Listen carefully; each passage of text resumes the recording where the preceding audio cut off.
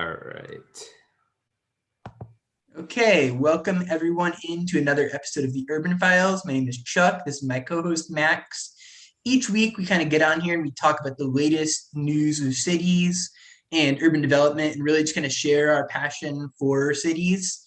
And so really this week what we're going to be talking about is, as I was procrastinating on my dissertation, as I sometimes am known to do, I saw in my sponsored section on Facebook a description of an event called APTA, which is actually shorthand for the American Public Transportation Association Expo.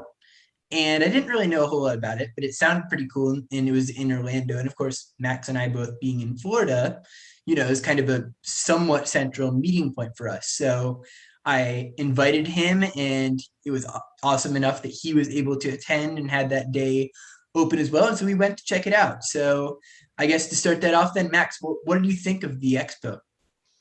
Yeah, what's up, Chuck? The expo was I think we both had the same reaction when we walked in through the sort of double doors for that first moment, and big eyes, and we were just like, yes, I mean, ooh, wow, yeah. This is like I think you brought it up first. This is Comic-Con for us. Yes. I mean, that really, if you love this kind of stuff, you got to make it to one of these. And I think I didn't know really what was going to be on the ground, but just there were so many buses and trains. And Yeah, I mean, like there's like that 5-year-old thing of like you're just looking all around, and it's kind of it was, I mean, beyond the professional nature, of course, with which it was presented, it was a fan fest for people that love transit and love cities. yeah, absolutely. Like you said, buses and trains. As far as that I can see, and then Yes. another distinct thing I recall is just right off to the left of the entrance that we took. There was this massive demo for like bus cleaners, like automated Yeah. bus cleaners, and it was just so striking that you could have something so enormous in this sort of convention hall, along with all the other things. So yeah, it was pretty exciting. And as we learned, this APTA Expo, which they host every 3 years, is the largest trade show for public transportation in the world. So it really, it really is a showcase of everything that's happening in the industry. Yes, and it really was. And I think one of the things that you and I tend to do is kind of have more of a 30,000 foot kind of macro view. But I think to me, what stood out and was kind of humbling, and of course, I think in some of our future episodes, we'll get more into this, but just how micro and how small things get that you wouldn't, I think you pointed it out, you wouldn't necessarily think about someone hiring a cleaning agency to clean the different units of the bus, or like even there are several different installation panels for how to pay tolls and what's the most effective toll taking company, and everything from that to the quality of the windows, in case of course that would be important if the train were or the bus were to malfunction, but just how detailed everything got there. And I think that was really an impressive thing for someone who's kind of on the outside of the industry. Yeah, I commented to you about the signage vendors and the signage booths, where I guess these are the companies that produce all the various types of signage for display signage for customers. And initially when I saw the first booth, I was like, yeah, that's not as interesting to me as all this other stuff. But then by the third, fourth booth, I started to just kind of see it in a more aesthetic sort of way, and it was like, yeah, this is actually really cool, and it really adds, for me as a passenger, it adds to the overall feel. And so seeing the various vendors that can produce this is pretty great. Yeah.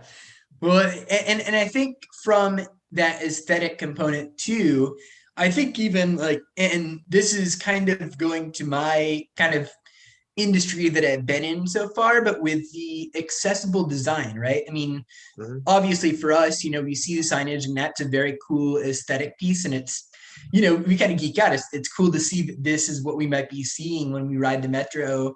And this is like some, better visibility or whatever. But even, with my experience with people with exceptionalities and with kind of promoting access, I just think about like, wow, okay, so like this is something that might impact someone with limited sight or who's colorblind, or might be, I mean, even if we're thinking about people that might be prone to, epilepsy from the lights that are in the train stations. So there's so many things that are considered here. And I mean, man, like you said, it was a really good time.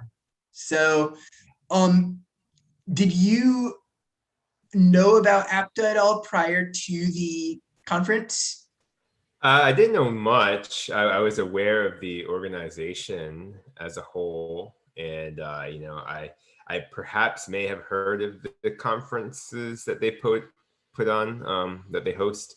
I may have come across them at some point, but I just never been involved with the organization, never attended anything. So this was a first. But when you shared it with me, I was figuring that it would be something definitely worthwhile attending. So.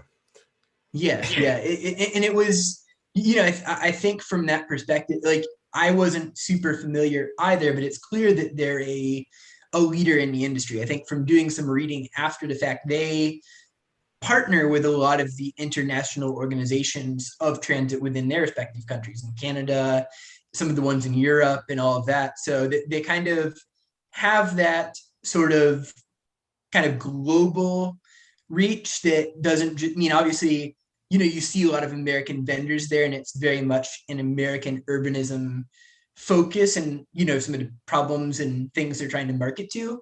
But I think it definitely is impressive just how big of an organization it is. It's definitely, you know, it's huge. Yeah, I mean, it is the American Association, which, for better or worse, uh,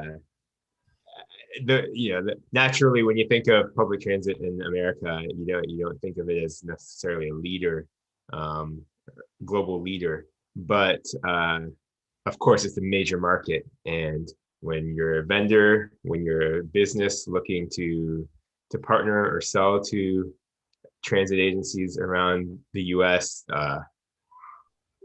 this is the place to be. Yeah, yeah, absolutely. Just to touch on what were some of the like primary themes that you observed there in terms of like, because I think one of the things that I noticed, we kind of saw things sort of arranged by grouping and kind of topic throughout the many booths that we saw there. Yeah. Huh. That's a good question. I wasn't trying to pick up on any particular themes per se, but I guess more than once I saw sort of the sustainability factor. Yeah. Um, certainly, certainly from like the trains to the buses, they were all promoting sort of the low or minimal energy usage. Um, and of course that's sort of a theme for transit proponents in general. Yeah. So yeah, that was one thing. I mean, when we went to the NFI sort of display, NFI is a major, I guess, bus manufacturer, Mhm. and everything that they had on display was sort of their sustainability, um, uh, department or whatever. Yeah. So their sustainable line of products, that was really what they were promoting. Although they certainly make all kinds of buses for every type of circumstance. So it wasn't just sort of electric buses, but that's what they had there. So yeah, so that's one thing that stood out to me.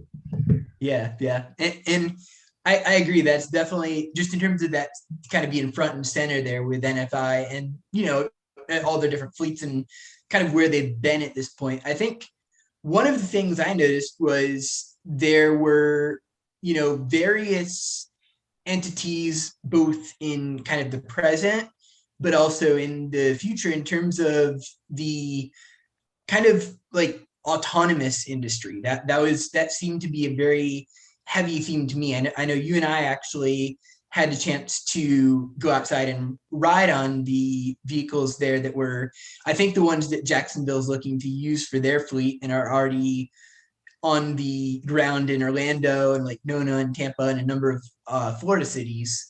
But then also one of the things they had there that kind of, I think, added value for both of us was that they had these talks. They were called like, I think we're the info sessions, like learning zones. Learning zone. And so they, one of the ones we went to was actually about autonomous air taxis. And I think in kind of keeping with the theme of that, the presenter was a very good sport in spite of his presentation not starting. He showed his first slide being an image of the Jetsons, and that is kind of the ideal that brings to mind of some kind of alternative system that this might bring forth, like kind of like maybe flying over traffic as opposed to being on rail or, you know, more traditional modes of public transit, which I know there's maybe some people in the industry that aren't that big on that, but I think his thing was that, you know, you kind of need to be in order to actually not get left behind by it. Yeah, there's always this sort of this push and pull when you're either disrupting or leading the way in an industry. And certainly, I guess, autonomous air taxis would be the new wave of technology that, you know, to be fair, the speaker kept saying is like 10, 15 years away. He was saying 2035 is sort of a target date. Right. So you can see that you're being forward thinking, you're planning far into the future, and you're recognizing that this isn't something that's sort of like going to be very easy to do or very imminent. It's something that we're going to have to, that the people who are working on this are going to have to make major strides to get to that point.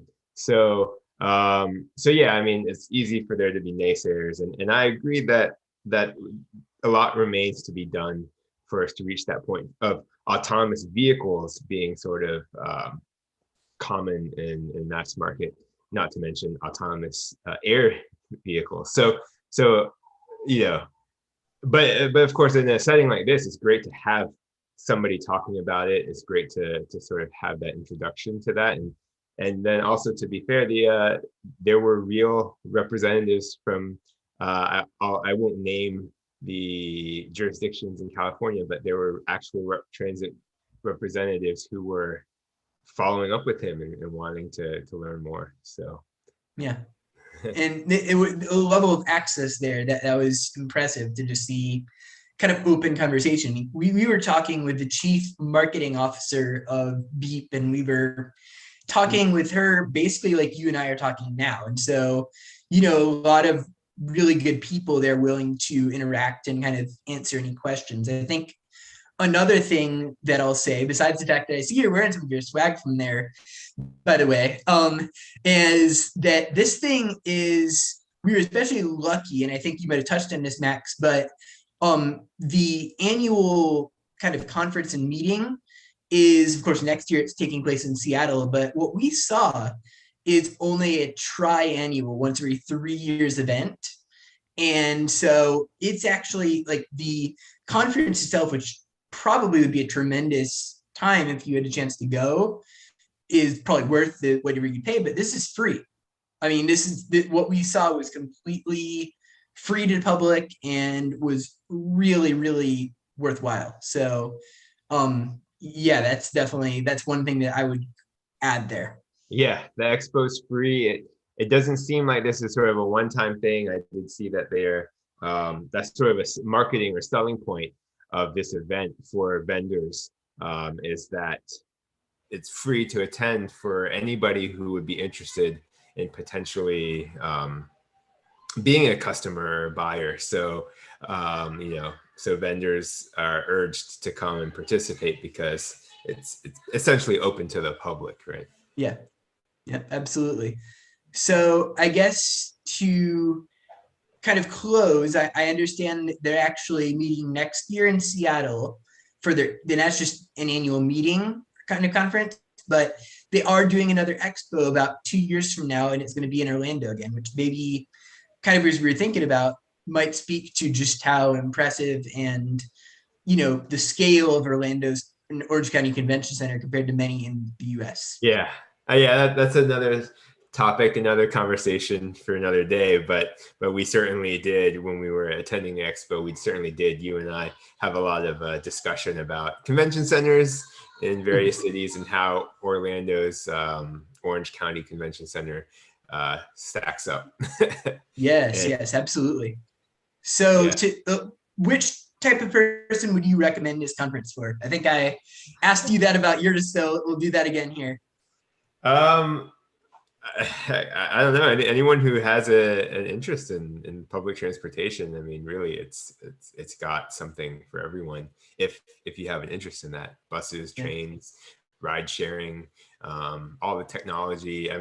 We mentioned. I think we mentioned that Uber was there, and it was Uber Transit specifically, and they were a sponsor for the expo for the first day, a headlining sponsor, Yeah. and I guess one of the main components of Uber Transit is sort of their tech for connecting sort of the routes that drivers will take to pick people up. Usually it's ADA passengers, and as we were walking around, we saw, I'd say, like 3, 4, 5 competitors, tech wise competitors to this Yes. component of Uber Transit, and so it's clearly something that's on the forefront of a lot of people's minds, and there must be clearly some opportunity there. Yeah. I mean, trying to catch on in that niche and sort of what do those smaller countries or companies or startups have there that they can potentially undercut Uber on, and it'll be kind of interesting to see that. Right. So anyway, yeah, back to your question. Like, there really is something for everyone, as we said in the beginning. Largest trade show for public transportation in the world. So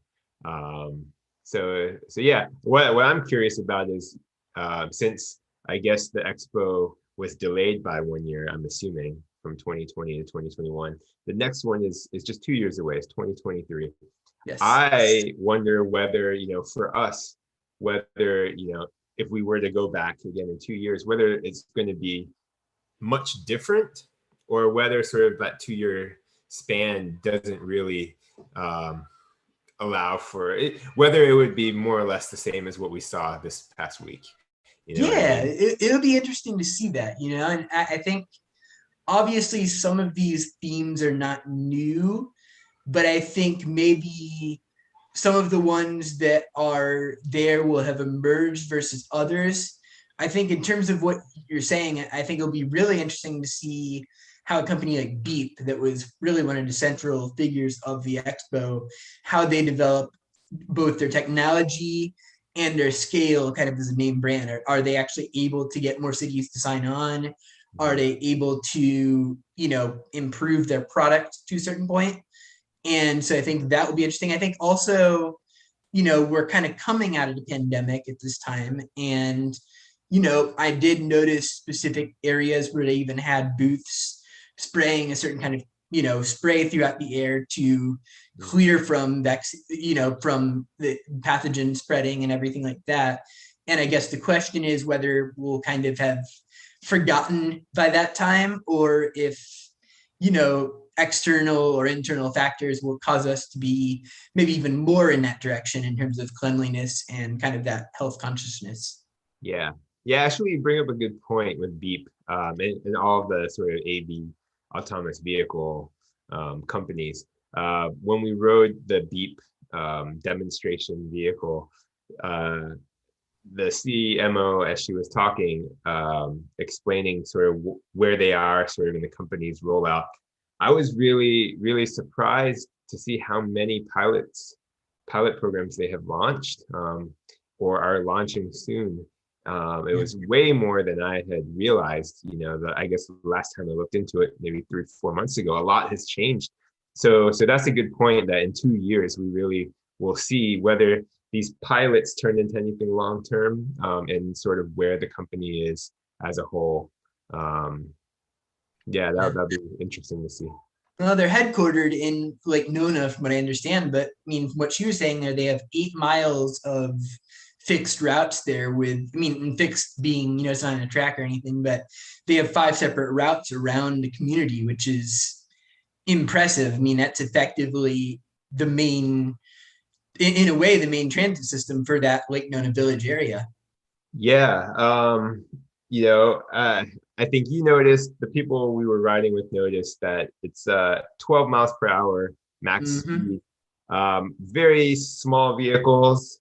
They at the time were requiring everyone to wear seatbelts because since it's autonomous, if there was an obstruction in the road, the vehicle would brake very suddenly, Right. which all together adds up to very, very low capacity. Um, Yes. uh, and and so I guess something really needs to change in the coming years for it to become a sort of viable transit alternative or option. Mhm. Um, so that, with that being said, since you mentioned Lake Nona and all the routes that they have there, there is movement for Disney to be bringing a large number of office workers to the Lake Nona complex, and Yes. this was from a few months ago. I don't know if with the way COVID has been going and stuff, whether some of those plans have changed a bit. But if the Disney presence really is beefed up a lot, this is the opportunity for Lake Nona and Beep to really test out Right. the real world usage of their technology. Well, because there's definitely some opportunity for collaboration there. I mean, I think when you have a company like Disney that's been known for innovation and kind of having the monorail system, and they have the Skyliner kind of gondola ways that are connecting some of the parks now, I think that maybe some of the employees, just their sheer curiosity about maybe getting there from their, townhome or whatever, instead of taking the car, and also just maybe seeing if that is some in technology that they'd consider using in the parks, maybe kind of replacing some of the existing infrastructure or adding that in places there where it makes some sense. Yeah, for sure. So anyway, we're just doing a lot of speculation, but to me, Yes. the point is that you're right. Maybe in 2 years there's a lot of change and and Yeah. reason to Yeah. concern. Yep. So, Cool.